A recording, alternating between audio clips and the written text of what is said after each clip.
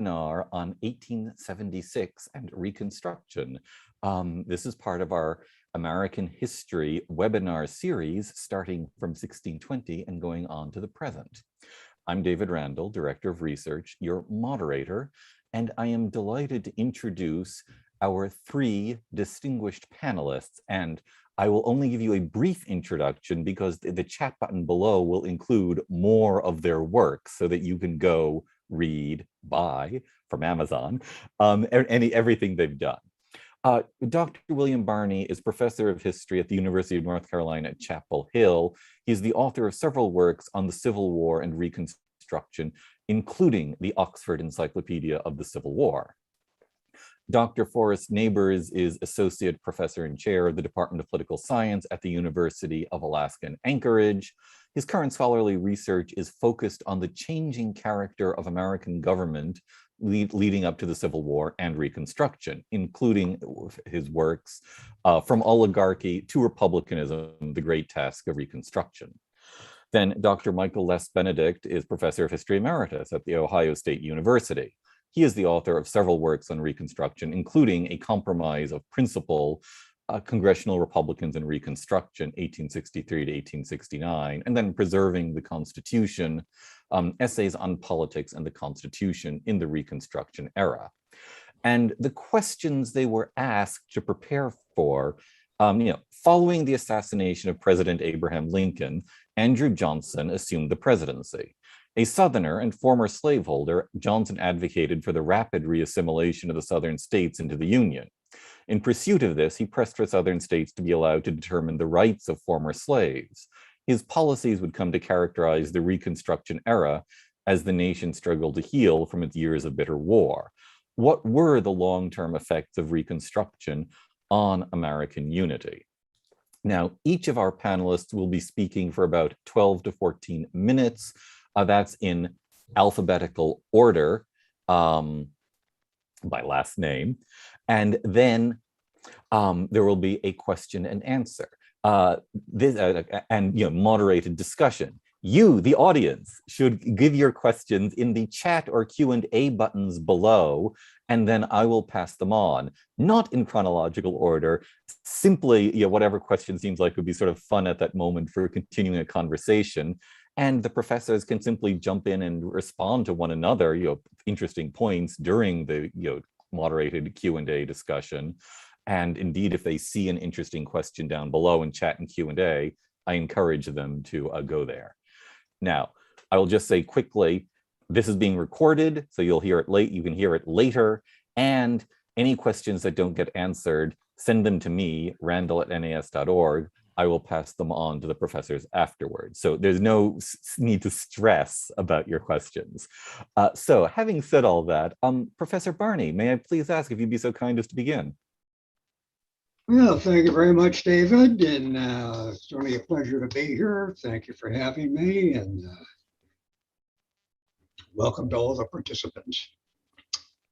I'd like to start by simply noting the issue of what Reconstruction was.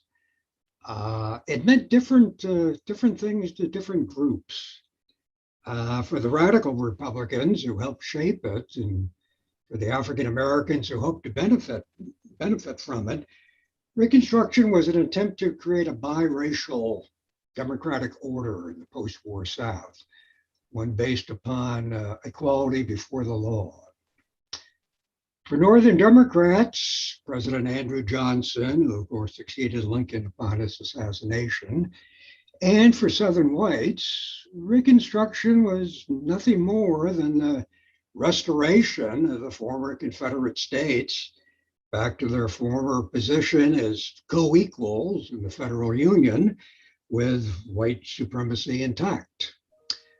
For moderate Republicans who controlled the Republican Party, Reconstruction was an attempt to impose a post-war settlement that would honor the Union war dead by imposing some penalties upon leading Confederates and by establishing a floor of federal protection for the recently freed slaves.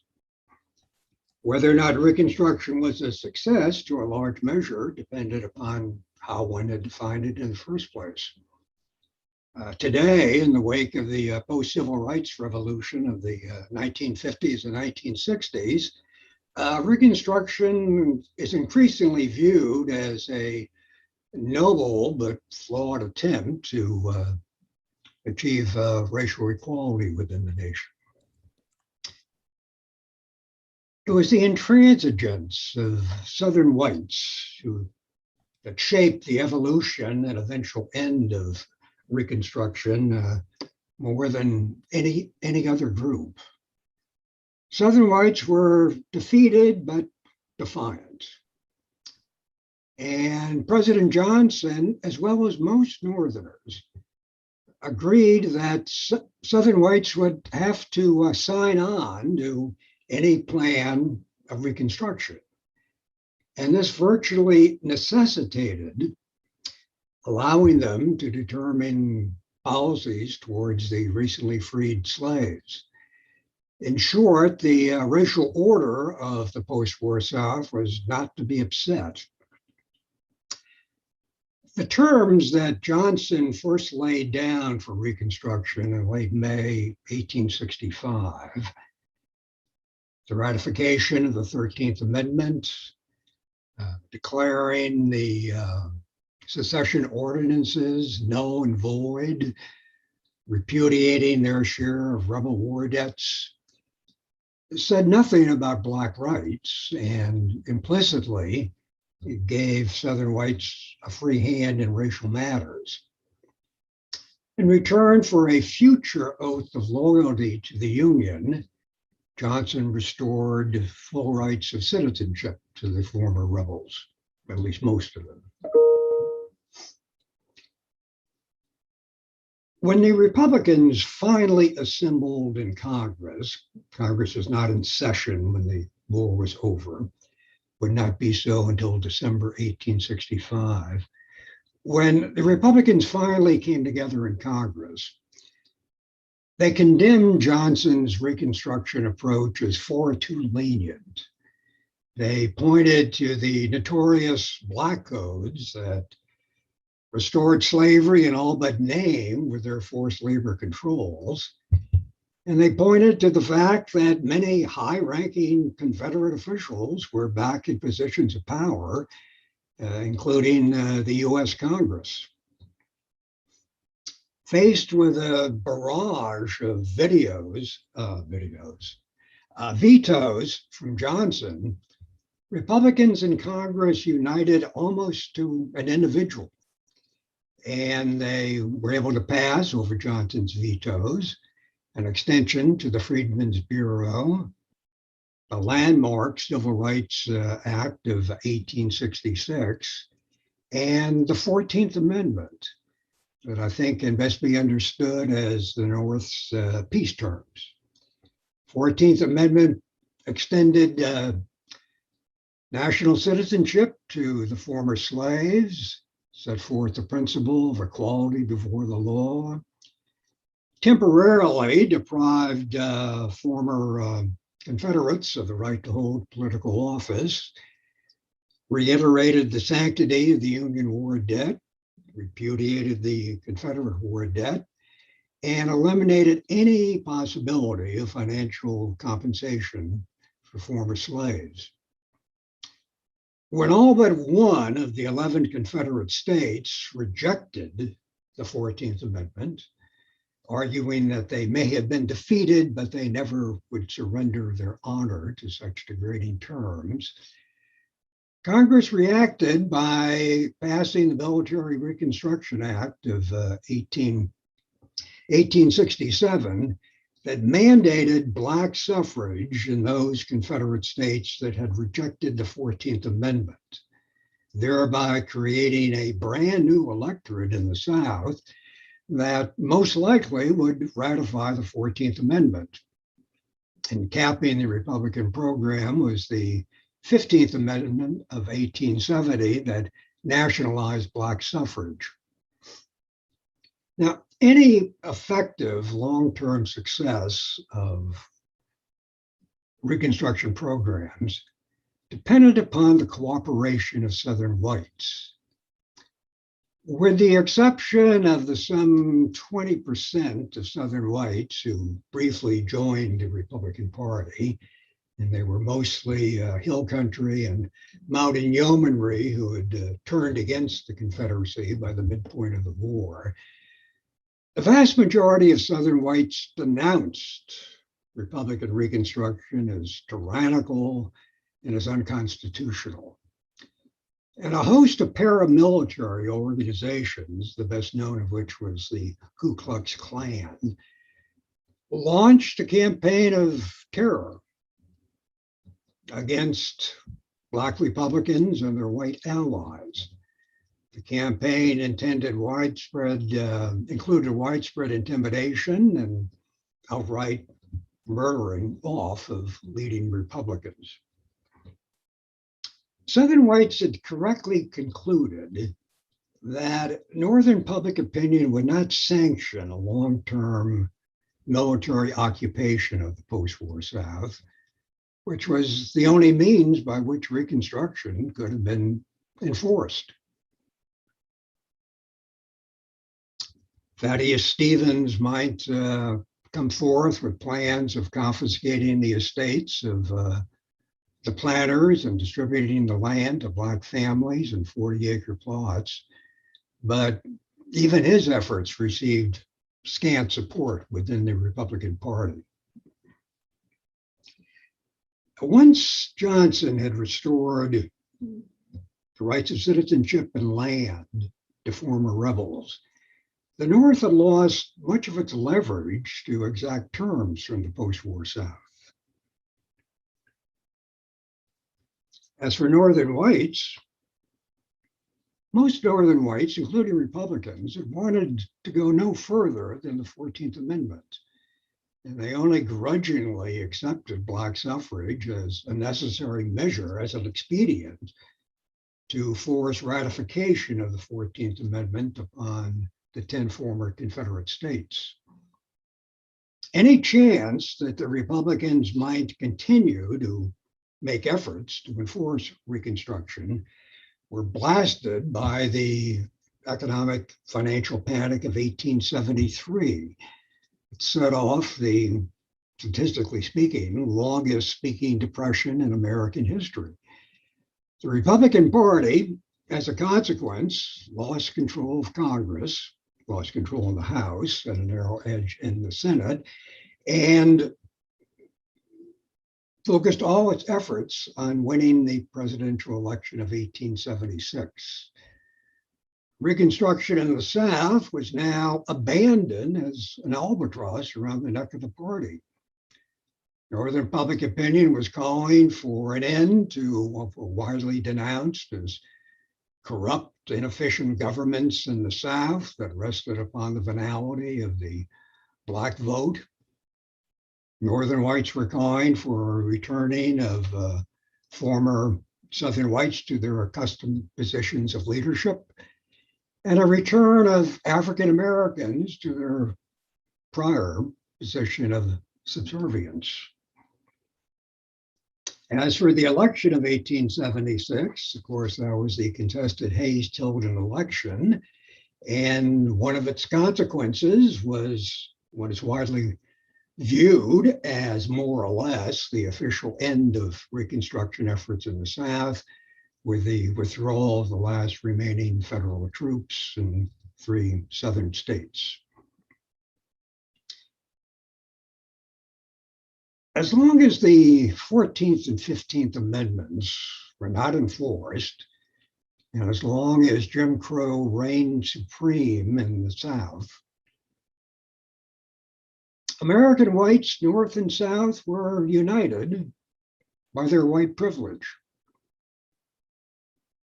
Today, as white privilege is being challenged on a number of fronts, we can return to Reconstruction on its own terms as a brief moment when the nation verged on making a commitment to racial equality. A return to that commitment today is long overdue. Thank you very much for your time. And thank you so much. I'll now go to Professor Benedict, if you'll be so kind. Well, I want to thank the organizers, and especially Chris Kendall, who can't be here today, for arranging the discussion and asking me to participate.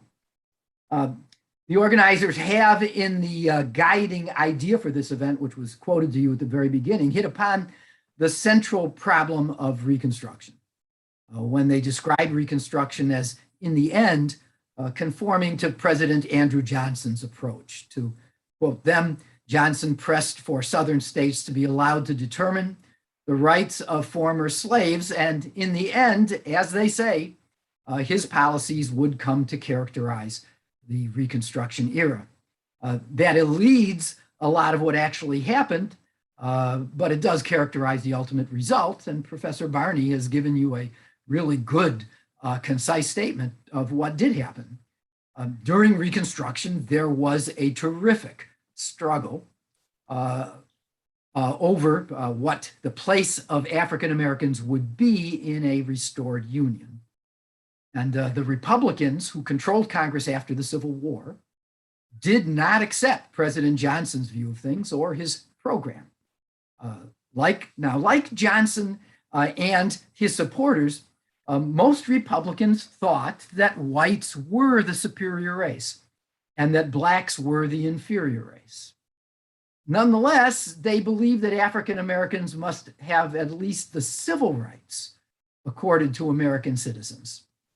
For Republicans, that had to be an essential feature of any reconciliation between North and South.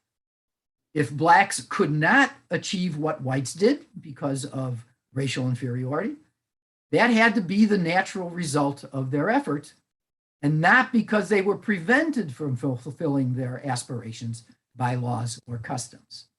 Black leaders were sure that African Americans could achieve the same accomplishments as whites, and Republicans were willing to let them try. So there was an immense struggle between President Johnson and the Republicans in Congress, the Republican Congress, over this. Republicans, as Professor Barney said, passed a civil rights bill over his veto. That declared that all persons born in the United States were American citizens, except for Indians who retained their tribal allegiances.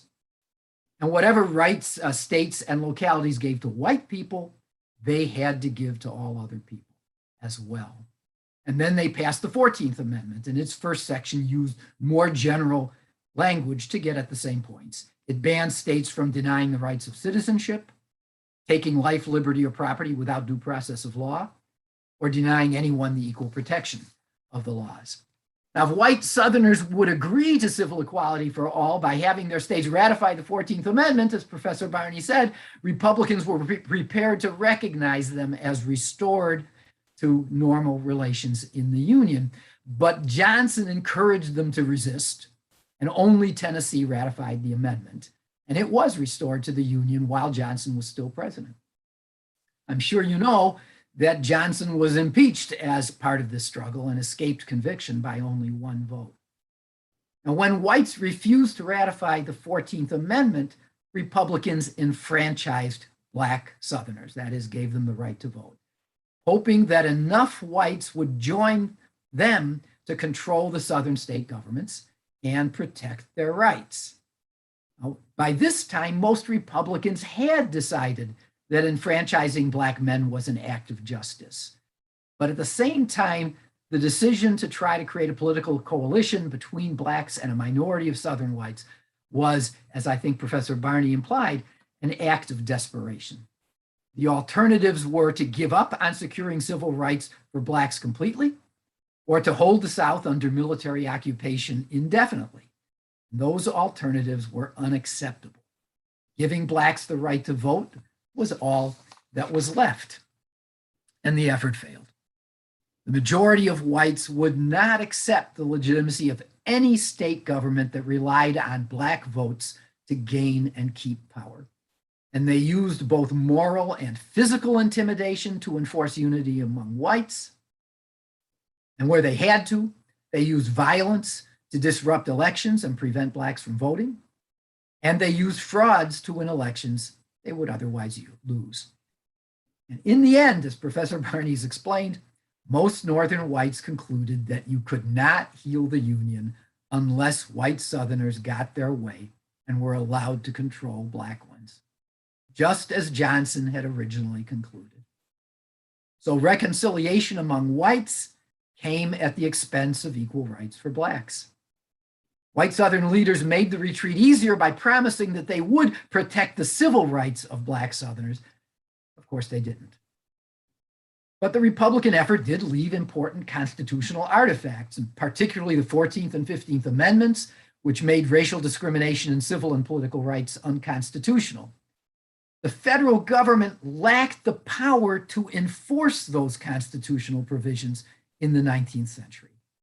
But it had gained that power by the middle of the 20th century, and then it was used to end government-sponsored racial discrimination in the South and elsewhere.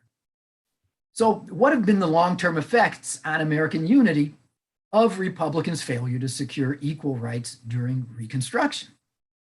Well, clearly we still have a race problem that deeply divides Americans. Is that due to Republicans' failure to secure equality during Reconstruction? Many historians say it is. They say that we would not have our present racial divisions if Republicans had gone further and been more persistent. Well, it's counterfactual. Historians are never certain about things like that, and I'm certainly not. Our divisions today are not over formal state-sponsored discrimination against people of color. Thank heaven. What we disagree about today is whether and how to assure that people of color really have the same opportunities as white people in all areas of American life. We disagree deeply about whether people of color are denied those opportunities and whether race-based remedies are appropriate if they are denied those opportunities. Large numbers of white people have come to concede what people of color have long observed, that because of racial discrimination in the past, we have rules, customs, and institutions that discriminate in the present, even if that's not their purpose. Now, in many cases, white people have not been aware of these discriminatory effects. And when they're made aware of them, many take the position that it's up to people of color to overcome the obstacles rather than up to whites to remove them. And there are a number of African Americans who agree. Supreme Court Justice Clarence Thomas, for example. There were forward-thinking Republicans during Reconstruction who came to appreciate that racial discrimination in any area of life was what they called a badge of servitude. That is, all discrimination was the natural consequence of slavery and had to be eradicated. But that was a minority view. Overall, Republicans never intended to help African Americans secure more than equal civil and political rights. They never intended to establish equality in what they called social rights, the right to be treated without discrimination in all areas of American life. But even if Republicans had succeeded in securing equal civil and political rights during Reconstruction, I think we'd still be fighting this fight over whether and how to secure equality in all areas of life today, and we'd be deeply divided over it. That doesn't mean that the outcome of Reconstruction was okay. Many generations of African Americans suffered because of the failure to end racial discrimination in civil and political rights during Reconstruction. And everyone would be better off today if Republicans had been able to achieve reconciliation on the basis of equal civil and political rights for all. But it would have left the fight for complete equal opportunity in all areas of American life for the future. It might have come earlier, that fight, than it has, but it was the unfinished business of Reconstruction. As divisive as it is, it's our fight. I don't think we can blame it on the failures of Reconstruction. Thank you. Thank you very much. And now I will go to our final panelist, Professor Neighbors. Thank you. Ladies and gentlemen, I think presently you are going to hear what you're going to sense the difference between historians and political scientists. I'm a political scientist, not a historian. I take a very different approach to studying the Civil War and Reconstruction period. So to dutifully answer the question that we were posed, let me reframe the question. It is, what were the long-term effects of Reconstruction on American unity? And I would reframe or answer back with another question, which is, what were the effects of the reunification of Germany between East and West Germany? Those two countries, they were, if you consider the time that the North and the South were separated as a percentage of the years that constitute the life of the American nation, compare that to the separation of East and West Germany and the life of the German nation, are not that far apart. And when East and West Germany came together, this is my main point of bringing up this analogy. There were two very different forms of political regimes. The one was a republic, and the other, and I'm choosing my words deliberately here, was an aristocracy of a certain kind. You would not expect a reunion between those two halves of Germany to be trouble-free. I suspect that the reason why the question was asked in the way that it was is because of the underlying premise that we still seem to hold, and then which I am trying to highlight and in my own work to correct, which is that Reconstruction was generally about the expansion of citizenship. And the premise of that is that America has generally been a republic since its founding, albeit a flawed republic, and that Reconstruction was about correcting one of those flaws, or at least making the attempt to correct that flaw and expand citizenship, incorporating Black Americans into the body of American citizens. And we even heard Professor Barney say that the effort, what Reconstruction was an attempt to create biracial democracy. If that were the case, if that indeed were true, that America was a republic, albeit a flawed one in that respect, from our principled perspective today, we would say that discrimination in citizenship is wrong. If that's the case, then I think it's a fair question to ask, well, why didn't we have the 1960s and the 1860s? After all, we know, the Republican Party controlled Congress, absolutely. It had at its command a victorious battle-hardened 2 million man army that was occupying the South. The South was prostrate. They could have done anything that they wanted. They would seem to have had carte blanche to do anything that they wanted. And I would take a little bit of issue with some of the comments that I've heard. Oh, I promised I wouldn't ambush them. So I hope that they'll respond to me. But, at the high watermark of Reconstruction, Republicans did demonstrate that they were willing to go pretty far to protect not just political, but also social equality. The 1874 Civil Rights Bill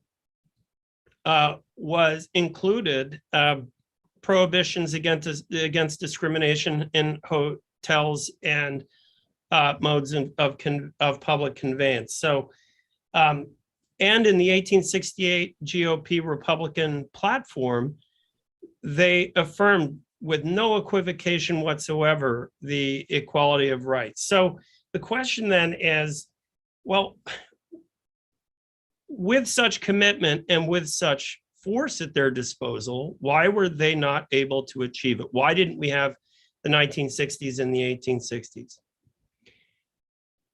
I think that's a fair question to ask. And to answer it, what we have to do is first go back and revisit what Reconstruction was.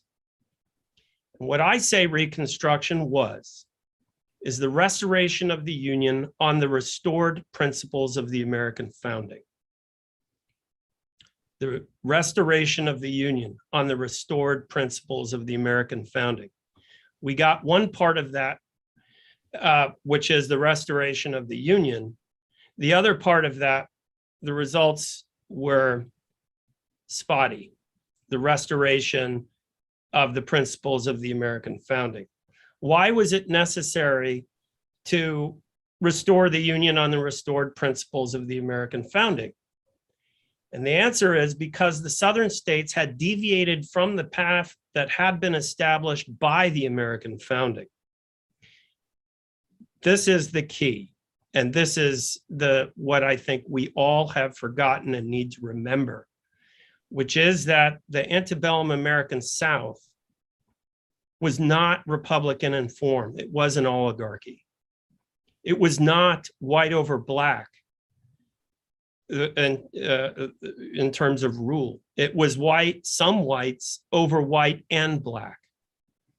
So Reconstruction, the policy of the Republicans in the Congress, it required regime change no less than, for example, recent American experiences, the most recent one, our occupation and attempt to change the regime of Afghanistan and Iraq.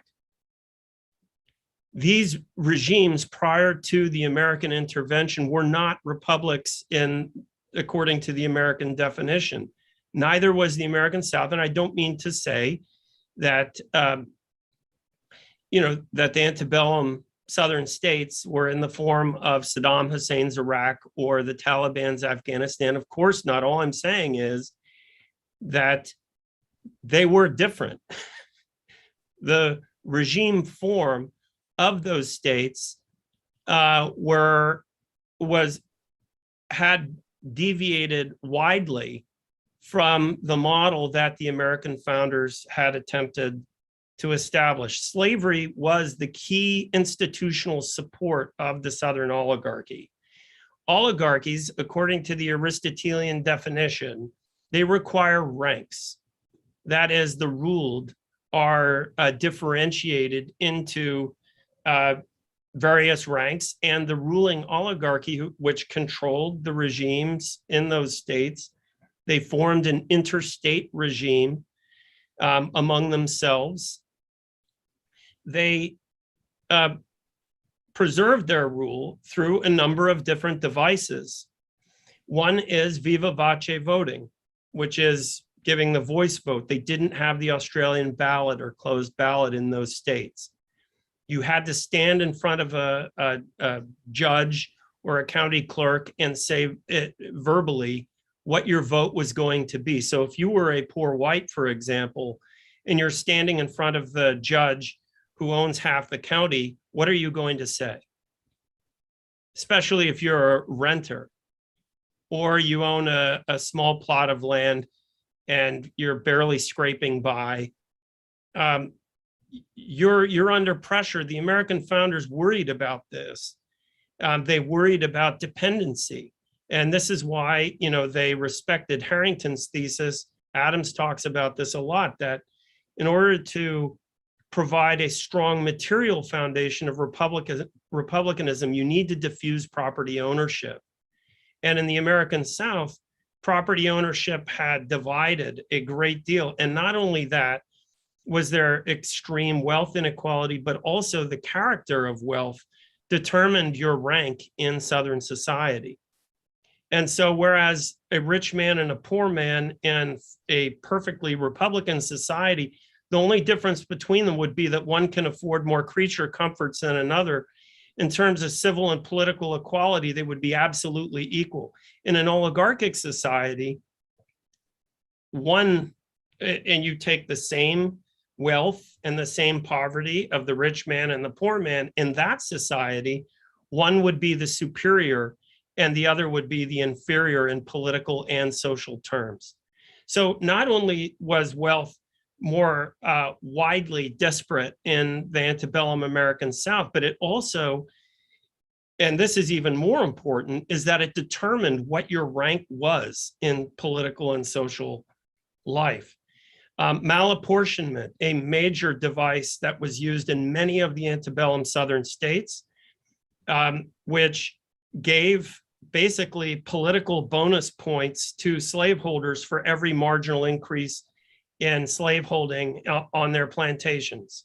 In other words, if a majority of the population, which it was, were low or non-slaveholders in these antebellum Southern states, they would have less voting power in that state than the few who hold a majority of slaves, because when they apportioned representation in the legislatures of those states, they would count slaves, which threw the balance of power into the hands of the few. James Madison recognized this during the founding. And he said that because of this, the Southern states where slavery was more heavily concentrated were, in fact, aristocracies, rule of the few, and they needed to be reformed.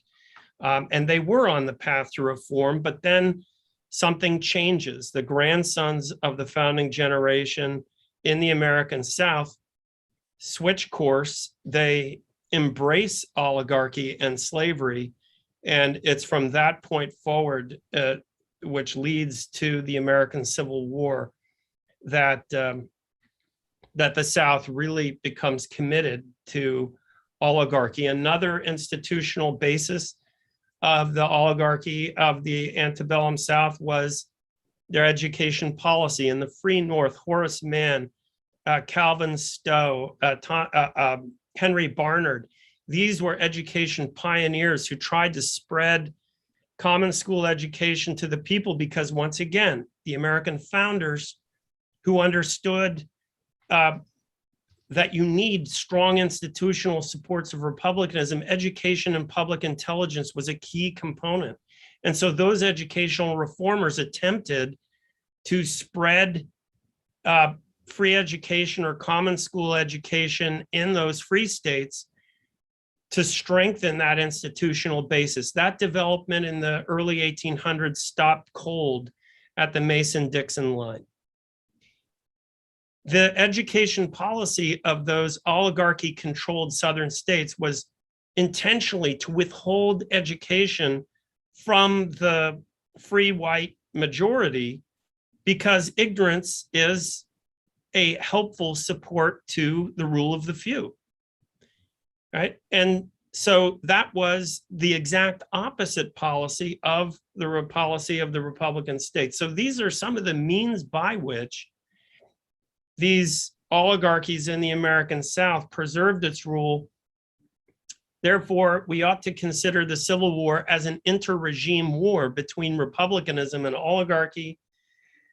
The contest over the Western territories, its free or slave status, we should consider as inter-regime conflict. They were competing whether or not you could plant slavery there, because if you did plant slavery there and the interstate and the number of slave states increased, the interstate oligarchy would increase in breadth and depth.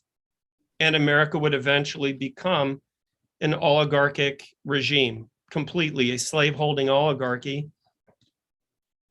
Now, the ruled whites in antebellum times, they knew this. There were terrible antebellum conflicts between ruled and ruling whites in those times, which was forgotten later during Reconstruction, because the push to make Black American citizens enraged the poor whites. And so they forgot those antebellum conflicts, but they were in all of the states. And that explains a fact that many Americans today have forgotten, which is that there were 9 regiments drawn from 11 of the Confederate states who served in Union armies.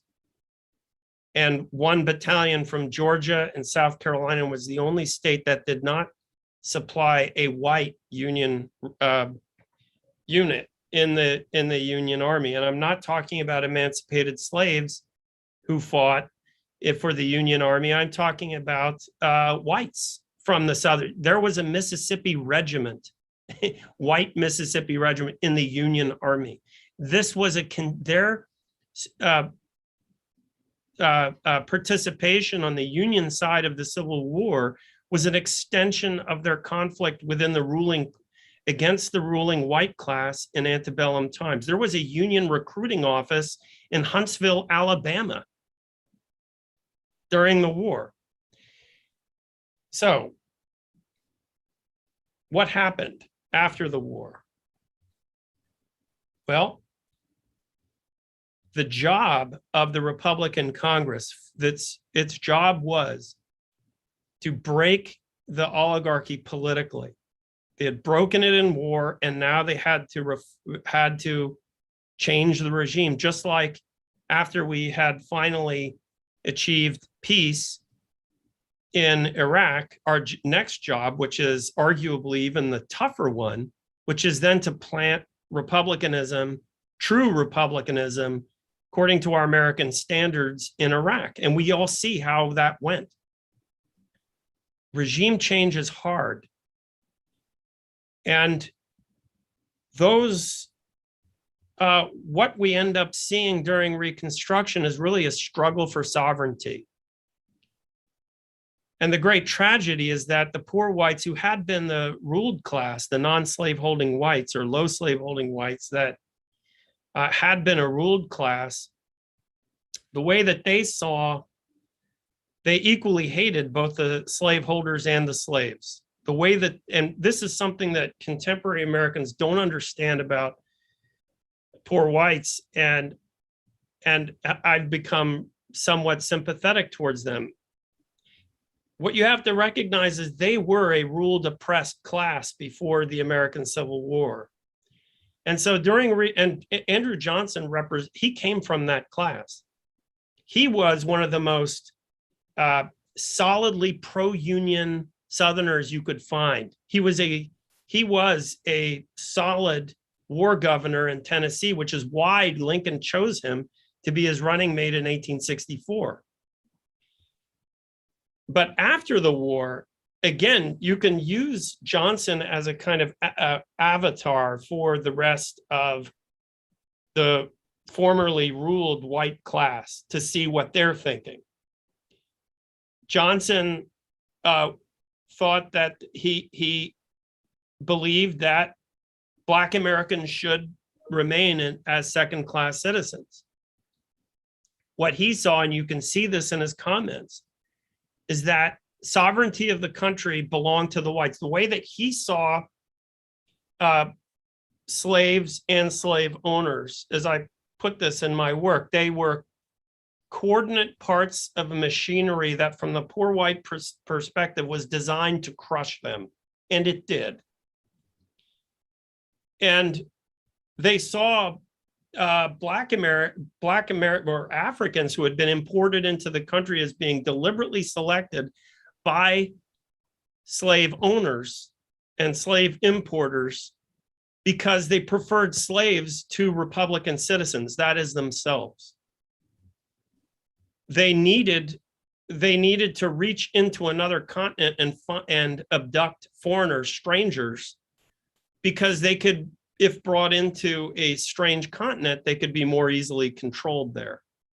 And they preferred that class, a class of people they could control over their themselves, that is citizens of the Republic, because they were oligarchs who were determined to rule.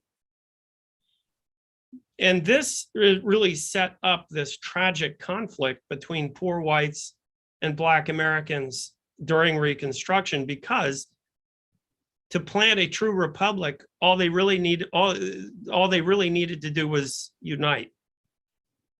And they don't. The poor white class ends up turning against Black American citizenship. Those oligarchic ranks before the American Civil War, they do flatten out somewhat. And what we get after the Civil War is indeed white over black. But that's not the way it was before the war. It was an oligarchic regime, and all of our problems in Reconstruction and during Jim Crow and segregation, and even leading up to today, many of those problems that we have experienced trace back to the old oligarchy. And I regret that we have really forgotten its existence. The reason why we've forgotten its existence is a consequence of our success at destroying it militarily. We don't appreciate today how close this country came to losing freedom back then. And their ambitions were to spread their form of government and regime all the way through the Caribbean basin, continuing south. It was a regime that would have overcome, I believe, American liberty, would have ended the American experiment that was launched with our revolution, and that would have been it. So Reconstruction was partially successful in destroying that regime, reunifying the country, and making steps towards true republicanism according to the American definition. Of course, it did fall short. But the part of the story that I think we need to revive is the story of the antebellum Southern oligarchy, which was right in the crosshairs of the Republican Party and the Republicans in Congress. They knew it. They speak extensively about it. And so to understand it, we have to sort of bring back classical political science, I think, to really get at what it is they're talking about. And that's what I've tried to do in my work. Thank you. Thank you so much. Thank you all so much. Now, I'm going to start with, well, a question of my own, actually. Perhaps a little mischievous. I was just reading a biography of Moorfield Story, the first leader of the NAACP, former junior associate of Charles Sumner, and it was fascinating. He didn't actually quite notice what was going on after 1876. In fact, he thought, this isn't great, but it's acceptable. There's there's a white Democratic governor is controlling the states, but there are still black representatives. The Southern whites will at least keep black civil rights going. I don't need to pay attention. And he doesn't actually start paying attention again for 20 years when he suddenly looks back and says, wait a minute, this is a lot worse than it was when I last looked and paid attention in 1877. And he's a pretty radical guy. He will become the head of the NAACP. So I guess a series of related questions then. How much was this, the turn to Reconstruction noticed in the North in 1877 as a real turning point? And of contingency, are we looking at the wrong time period? Is the question of contingency not whether the Reconstruction had fully succeeded, but whether the 1877 settlement had been kept rather than the full imposition of Jim Crow that then takes another 20 years to fully clamp down? Was an 1877 settlement stable? Could there have been a different path from 1877 forward, rather than, say, from 1865 forward? That's a bunch of questions. Professor Barney first, perhaps. Very interesting question that I hadn't really thought of, but I think the answer to the question is that it potentially was stable as long as the same leadership class that agreed to it in 1877 remained in power. i.e., I'm referring to the Wade Hamptons of the world, the traditional ruling oligarchs of the South. But they were pushed off the center of the stage by the 1890s as a consequence of poor white rage that had been the result of economic slump in the 1880s. It became an absolute agricultural depression by the early 1890s. And it was in the context of that depression in temporary efforts to rebuild the tentative Black-White alliance of Reconstruction years and the Southern Populist Party that saw the last-ditch effort to preserve what was left of oligarchic rule by a very familiar tactic, playing the race card in the form of setting down the very rigid rules of Jim Crow and absolute segregation. So precisely when there were tentative steps towards white-black unity that might have brought about what we would view as a much more Republican order in the South, the race card is played in terms of the psychic satisfaction of catering to the needs of poor whites to have someone to look down upon. Jim Crow was instituted, and to this extent, the traditional take on 1877 as the end of Reconstruction is somewhat premature. It really didn't absolutely shut down in terms of Black opportunity or acknowledgement of some Black civil rights until the searing depression of the 1890s and the imposition of Jim Crow. Thank you. Professor Benedict.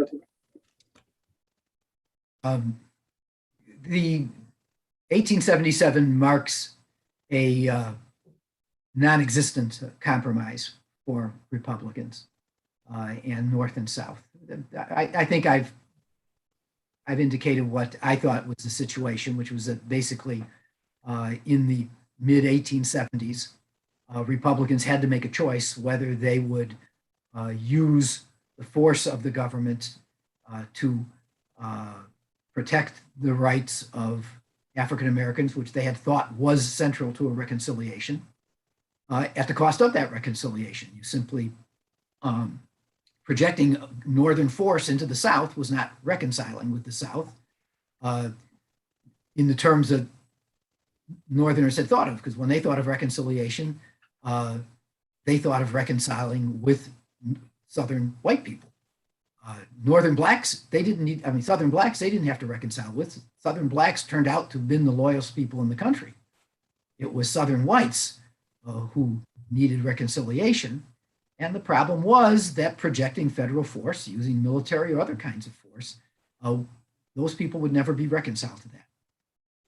Not for a generation. And that was simply unacceptable to enough Northerners so that Republicans knew that on that basis they would lose elections from 1876 on. The job of politicians is to get elected. The fact that it only takes 10, 20% of a population to change its mind and decide that they are no longer willing to engage in the forced efforts that they had to try to, in some way, persuade Southern whites to reconcile with the North on the basis that they didn't have any choice. Southern whites, as it turned out, did have a choice. They could refuse to reconcile forever. The deal was that Southern white people themselves would protect the civil rights of African Americans and even permit the political rights as long as those African Americans essentially did not have the opportunity to choose independent political leaders. They would be allowed to vote, but they'd be allowed to vote for Democratic leaders. And when they didn't, they would be defrauded and they would be suppressed. For most Northern whites, protecting the basic civil rights of African Americans was what they had thought in the first place. And the promise of Southern white leadership to do that for them meant that they were going to give up the political equality, but they would gain what they had insisted was essential, civil equality. The problem was that white leaders in the South never intended it, and it was politically impossible to do it. Efforts of the federal government to extend its power and protect Black Americans, the rights of Black Americans, were ineffectual. In 1890, as Professor Barney has implied, though he's left out this specific event, in 1890, Republicans did try to alter the political system in a way that they could revitalize the alliance of Southern whites and blacks to try to control their own states. They did it at a time when Southern white whites, many of them poor whites, were restive in joining the Populist Party. And they did it through what was called the federal election law, which would have enabled the United States to guarantee the fairness of elections. That was defeated, and it was defeated in part by an appeal to racism on the part of Southern white leaders. And that appeal to racism was so successful that Republicans lost very badly the following elections. And at that point, Republicans decided there was nothing they could do. And on the other hand, at that point, Southern whites decided that there was actually no constraint on them. And that's when they began changing their constitutions to actually disfranchise Southern Black people and began to enact fully Jim Crow, which was a means of suppression. That was the result. Now, Professor Neighbors, I'll end with this, sees this as the hallmarks of oligarchy. Oligarchy is difficult to define. There are oligarchies which maintain their power because they maintain control of the institutions of government. If there was an oligarchy in the South, that's not how they maintained it. It's true that there was some degree of malapportionment of representation. But overall, Southern oligarchs retained their power by keeping the support of white people who were not oligarchs.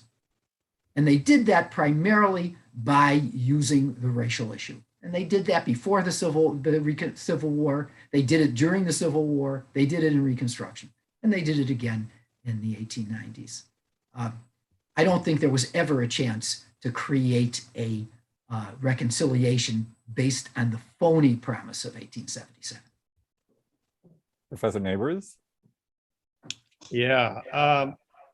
Well, I don't say that what I said was that the oligarchy, and I would maintain this if we had more time to make a stronger case, that the oligarchy definitely ruled in the antebellum South.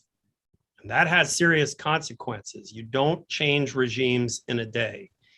And it was after the Civil War, it begins to crack and break down, and it is reformed. But what I say is that becomes more, those ranks end up flattening somewhat, and you begin to see white over black, which actually is flatter than some whites over white and black. The question, but back to the original question, I mean, I would just, with such limited time, I would just say, look at our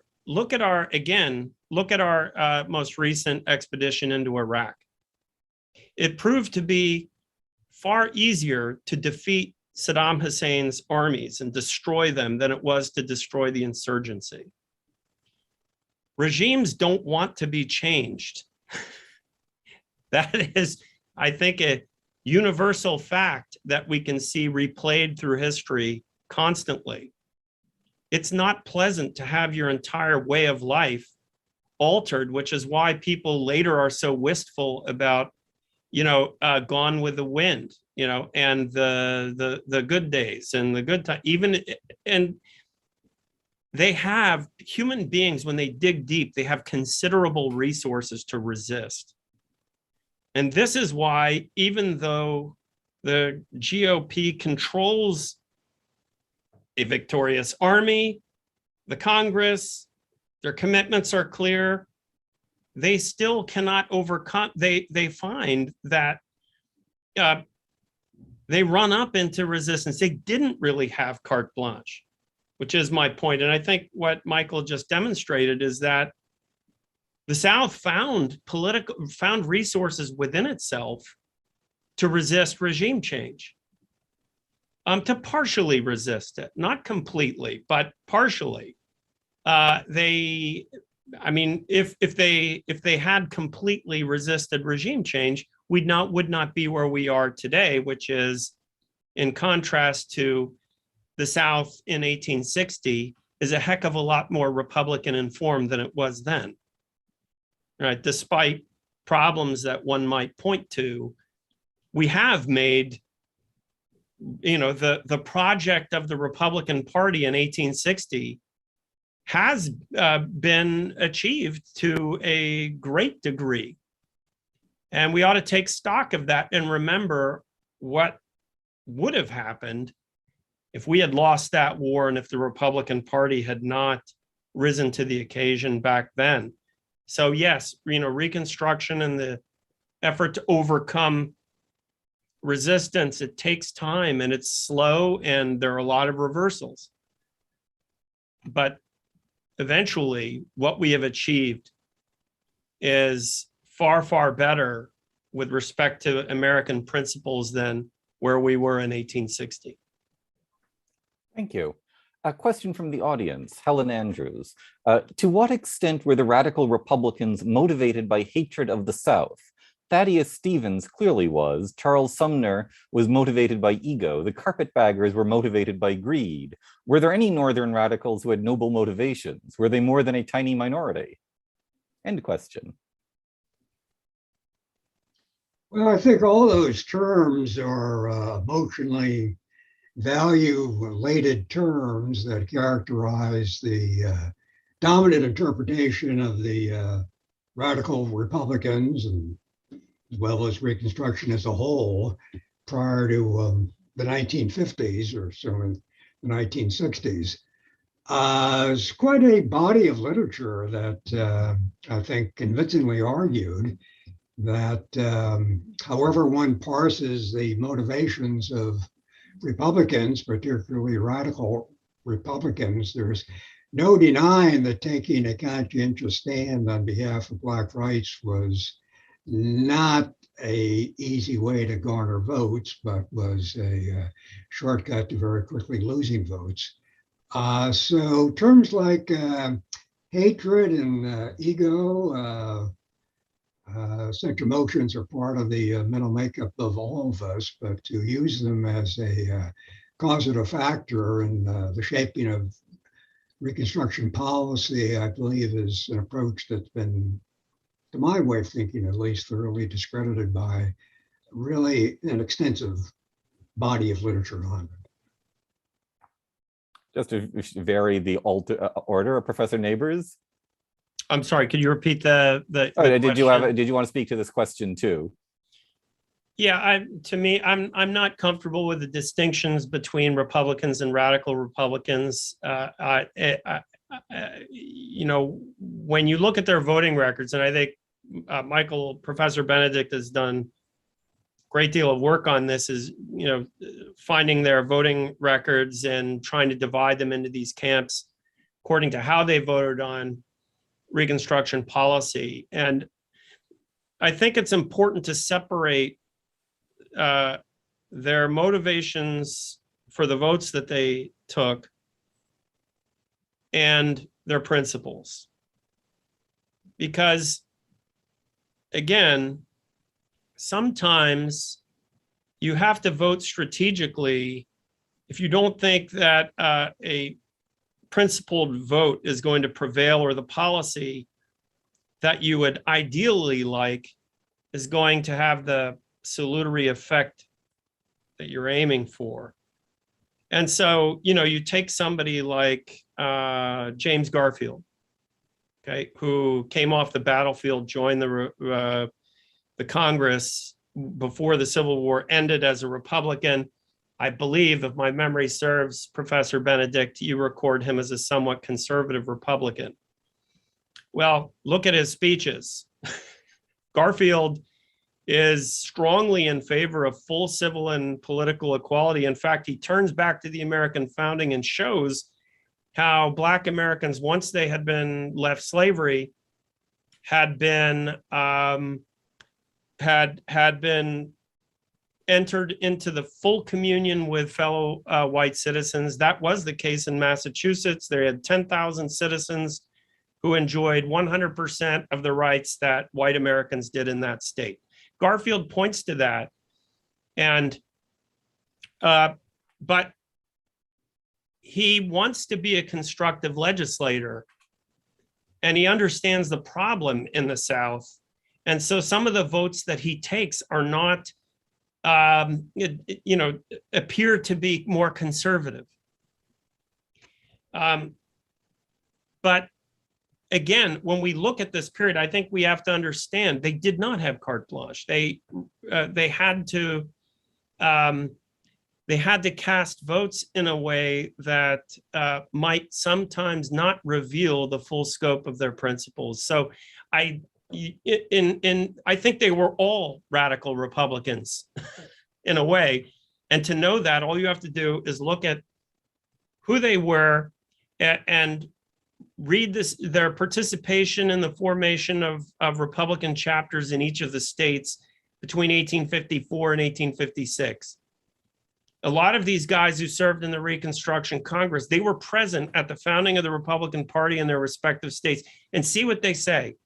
And what you'll find is that they're all radicals in principle. All are. But the job that they have to do between 1865 and 1877 is tough. So that would be my answer. All right, thank you. Professor Benedict. You're muted if you're trying to answer. Thank you. Professor Neighbor's absolutely right. In principle, Republicans shared convictions, and those convictions changed and became more radical over time, insofar as radicalism meant greater and greater feeling that African Americans were entitled to equal civil and political rights.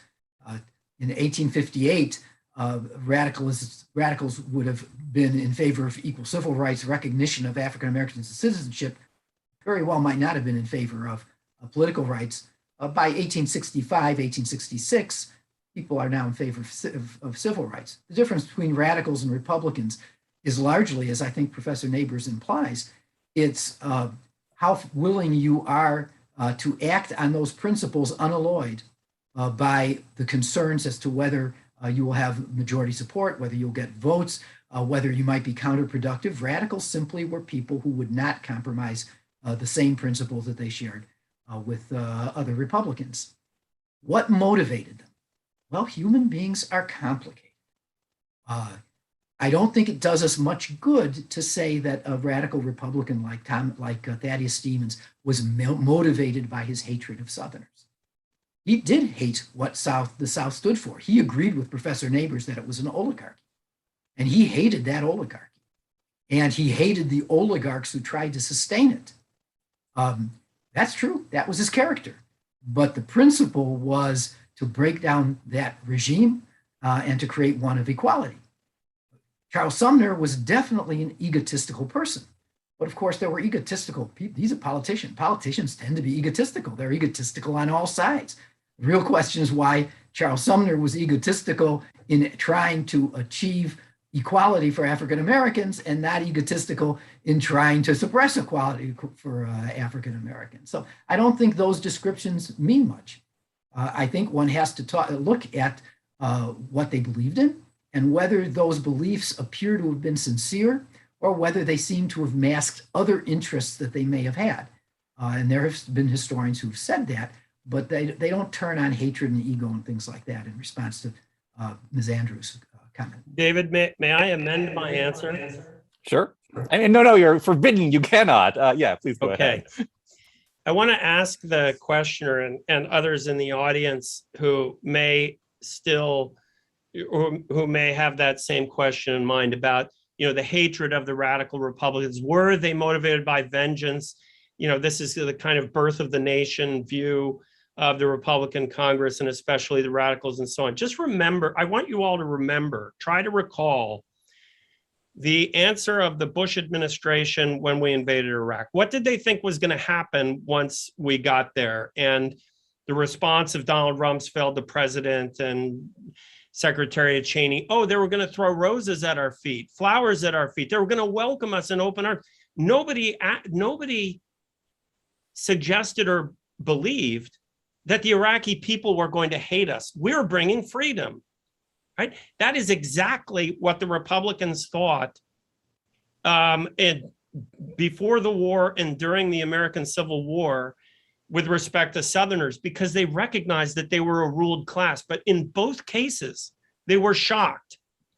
Americans in government, the Republicans then and the Republicans in more later times, were shocked to discover that both Iraqis on the ground and white Southerners who had even helped them during the Civil War and had fought in Union regiments were now turning against them. They had a difficulty getting their heads around this. Again, this is explained by understanding what oligarchy is and explaining regime forms, spending a little bit of time in the domain of political science and understanding how human beings act differently in different regime forms. And what happened after that war, and I mean, you know, they even expected to build a Republican Party in the southern states during the, you know, in 1860, right? And they thought that the poor whites were going to come flocking to the Republican Party. They thought that the ruled whites were going to be instant allies of the Republican Party after the war, and they were shocked. This is a problem, you know, and regime change often ends in a mess, and it did. Thank you. I have another question. Economics. It was, I think, a thesis both, you know, of the original Republicans and, you know, of, I think, various Marxist historians, that one of the more important things about the Reconstruction was reform, innovation of, you know, contract law, commercial codes, fiscal codes, to give a new legal infrastructure for economic growth in the South. And as I recall, you know, various, including Marxists, were saying this is actually what matters in some ways more than the political stuff. Query, how important is that as part of what's happening in Reconstruction, the various reforms of financial, you know, economic contract law?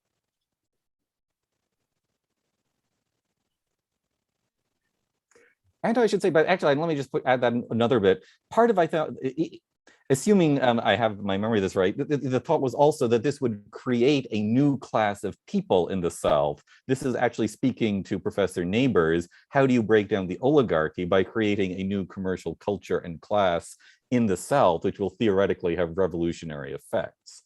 Like free trade with China will turn everybody in China into liberal Democrats, which has not yet happened. But, you know, a similar sort of theory, I thought.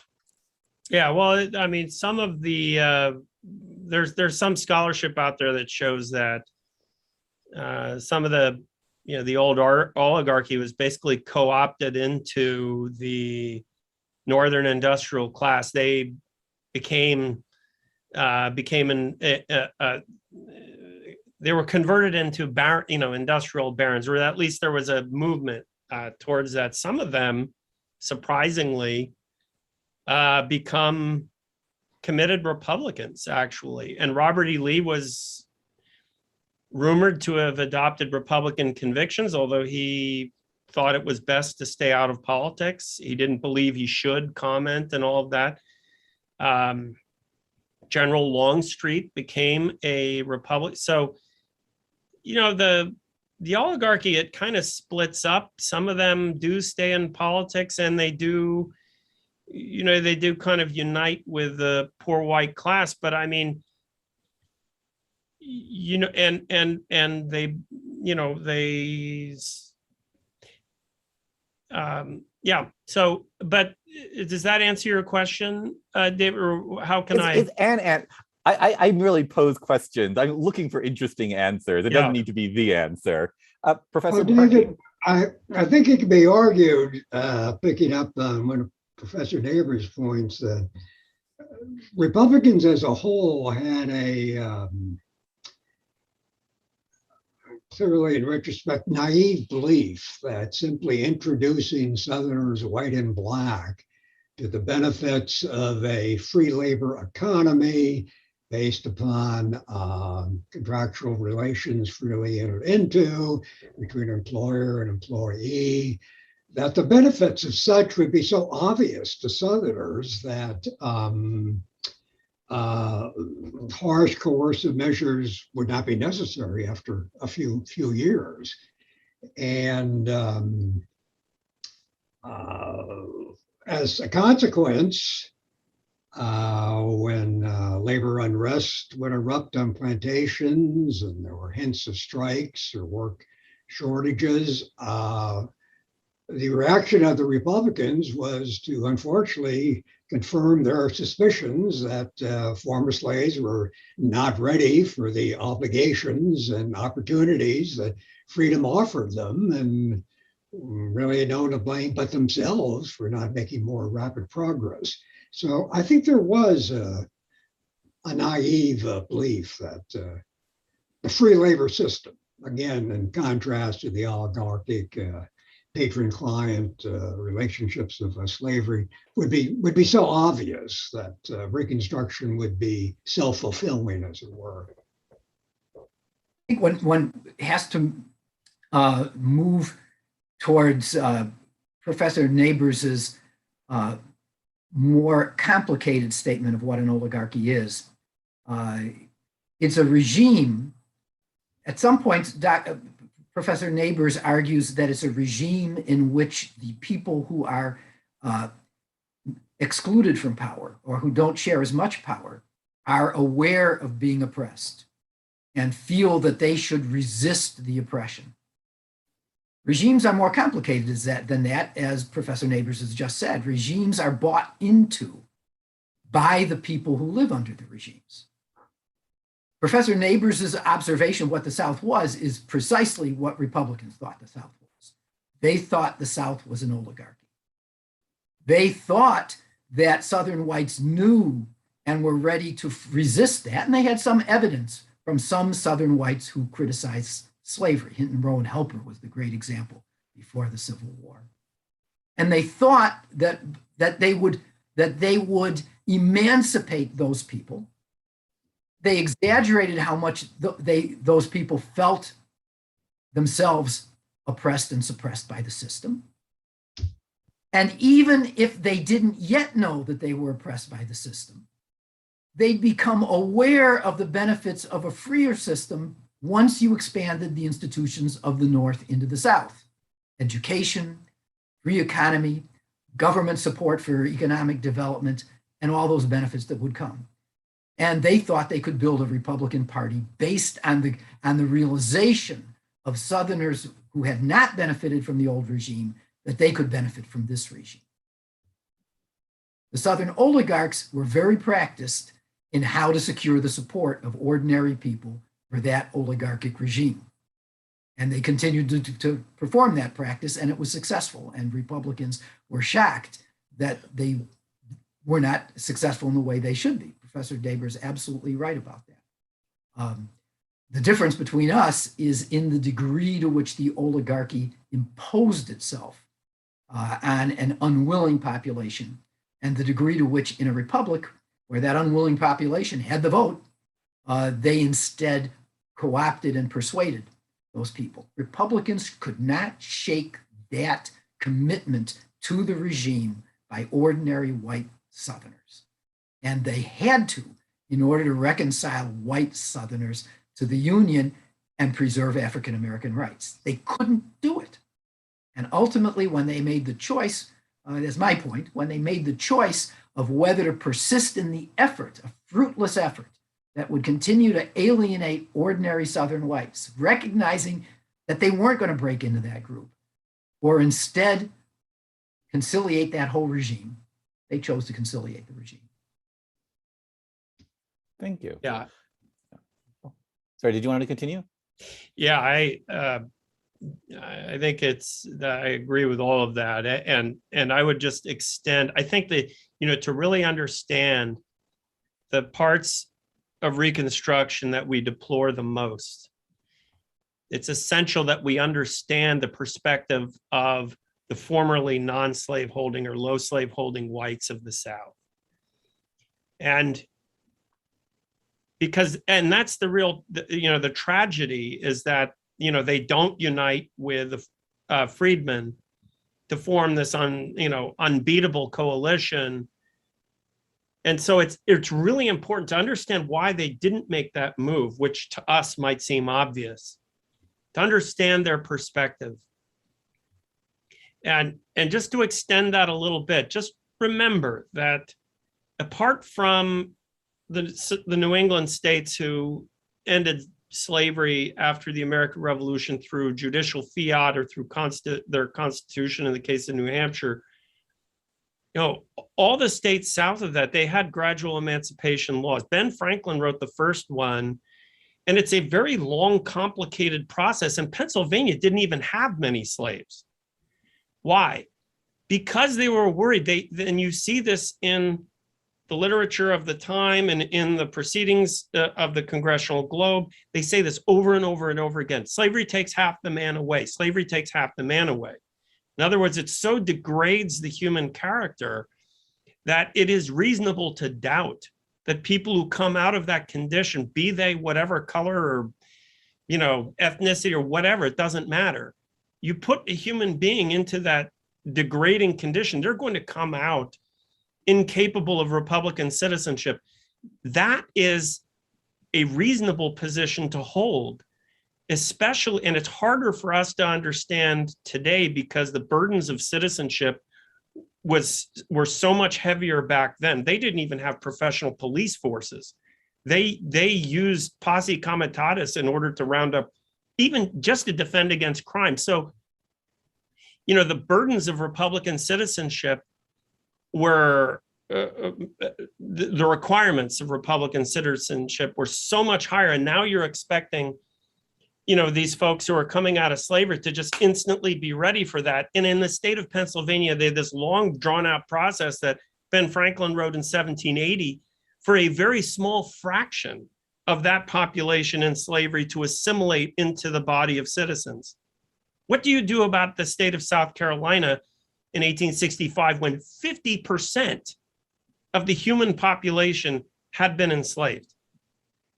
The problem is much bigger then. And so if you're one of these poor whites who have had low slaveholding, non-slave holding whites before the war, you've had your liberty denied to you, your American birthright taken away for decades. And now all of a sudden, this Congress up here in DC is saying that all these people who had been in slavery, they're just going to be turned loose. They've been in slavery. And then you have had your citizenship, your liberty denied to you, and now you have to share it with folks who, from your perspective, do not look at all ready for citizenship. What do? You resist. And I think it is to understand what happened, we have to get inside their perspective a bit more and see how they viewed the problem as it was. Thank you. I'm going to pass on a question. Well, it's from Thomas Blau, but it's actually several other people are in fact asking questions which speak to this. Please talk about the historiography. Is any of this controversial among experts? Everything is always controversial among experts. I guess I would rephrase that as assuming we'd had a 9-person panel, which included 3 other people from among contemporary historians of the Reconstruction, and then say 3 historians now dead and departed from the 19th century through the 1970s. What would be can you convey what would be other views within the historiography on Reconstruction, which you personally are not emphasizing, but other people might?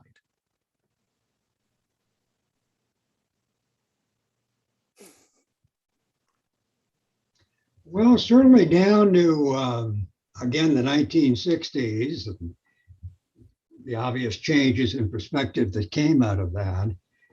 Once the Northern generation that had fought the war left the stage, which roughly coincided with the first generation of professionally trained historians, Reconstruction was viewed almost uniformly in both the North and the South, by whites at least, as a misguided effort on the part of the federal government to acting largely out of vindictiveness to force policies upon the post-war South that any intelligent white person would tell you were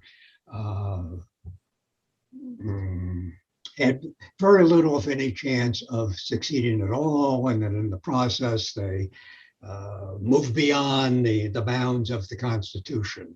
In short, Constitution was a tragedy that in time, Northern whites woke up to and dispensed with.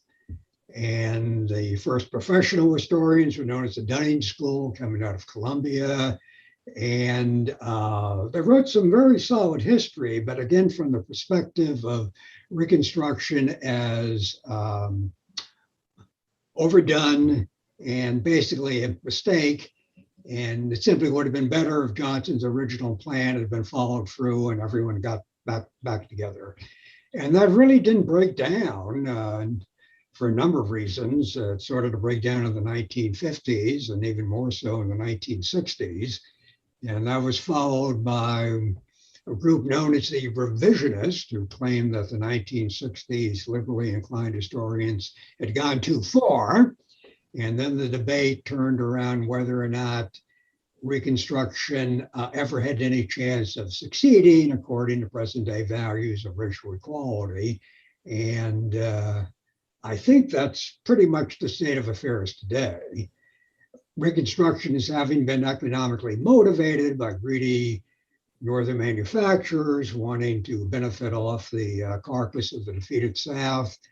There were some implications of that in what were known as the Benedict School of historians that stressed economic self-interest and economic drive, but that was pretty well dismantled by the 1960s.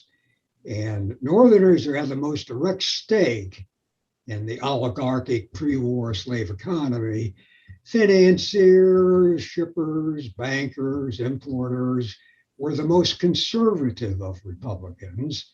And they were joined by a group that we would define as the finance capitalists. And these were financiers, bankers, and wealthy individuals who gained a great deal of power and influence during the Civil War because of the enormous Union war debt that had to be floated and financed and sold. And they were very conservative when it came to Reconstruction because their stress was on making certain that inflation didn't take off, that they and other bondholders would be paid back in currency, at least in equivalent value to that which they had borrowed to buy them in the first place. And the best way to ensure that was to bring pre-war exports of cotton, which had been the leading export by value, back in volume, but that required control of the black labor force. It required conceding to whites being in positions of leadership. So to the extent that there were economic motives behind Reconstruction, they all listed heavily to the conservative and certainly not the radical side. But either of the two of you, Professor Benedict? It's such a difficult question because so many things go into determining how a historian understands the context of what they see. We'll agree on facts, of course, because the basis of what we look at is sources, voting records, things like that. But what historians are really interested in is why things happen. That often involves an assessment of the motivations of the actors. There are historians who believe that history moves by the actions of individuals and therefore their motivations. There are other historians who believe that history moves by economic forces and that people's their own perceptions of their own motivations are naive and they don't recognize which they've been moved by economic forces. So those attitudes will lead historians to different conclusions at one time, and they will certainly lead historians to different conclusions over time because those understandings grow stronger and weaker in different times. Then you have in this particular issue, race is so important. So of course, if you are a person who right now does not believe in the equality of the races, you are going to have quite a different view of both what motivated people who claim to have been in favor of the equality of the races and your understanding of what happened and why things failed. Now, nowadays, there are very few people who don't believe in the equality of the races, but at the turn of the 20th century, there were lots of people who didn't believe in the equality of the races. And if you had that point of view, then whether Republicans like Charles Sumner or other leaders were honest in their views or not, they were naive and they were wrong-headed. And they did things that made the country worse rather than better. It's possible that you would believe that no person could actually believe in the equality of the races, and that therefore there must have been some other motivation for a Thaddeus Stevens, like hatred, or for a Charles Sumner, like ego. So all these things will affect us and lead us to different conclusions. And if you got 9 historians from different time periods, they would be affected by those contexts, and they would all come up. And if they were still living in their contexts, they would all come up with different perspectives on what had happened. To some degree, historians living now come up to different perspectives. And one example is particularly strong. If you are somebody who believes that whites are inherently racist and always part of racism, then one of your conclusions is going to be that the failure of Reconstruction because white people, even who supported the Republicans, were actually racists and influenced in the outcomes by that fact. If you believe that, in fact, people are not necessarily racists, and at different times and contexts, they can become quite egalitarian, then your view of what happened in Reconstruction winds up being much less, oriented towards that. And is not the failure of Reconstruction is not because Republicans were racist, but because they simply could not project power efficiently enough to make their changes. All those things will lead to a bunch of historians. We have 3 historians here who have different perspectives and wind up disagreeing on these things. So give us 9 more, you'll have 12 different opinions. And I'm going to just have to say 2 historians and 1 political scientist. Professor Neighbors, did you want to add to that? Yeah, political scientists are always right. So look, let